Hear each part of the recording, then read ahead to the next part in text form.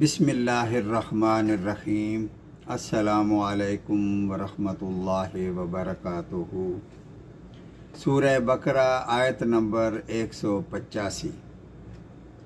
ماہ رمضان وہ مہینہ ہے جس میں قرآن مجید اتارا گیا، جو لوگوں کو ہدایت کرنے والا ہے، جس میں ہدایت کی اور حق و باطل میں تمیز کرنے کی نشانیاں ہیں۔ تم میں سے جو شخص اس مہینے کو پالے اسے روزے رکھنا چاہیے۔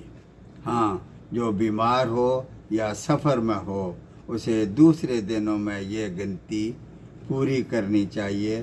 اللہ تعالیٰ کا ارادہ تمہارے ساتھ آسانی کا ہے، سختی کا نہیں۔ وہ چاہتا ہے کہ تم گنتی پوری کر لو اور اللہ تعالیٰ کی دی ہوئی ہدایت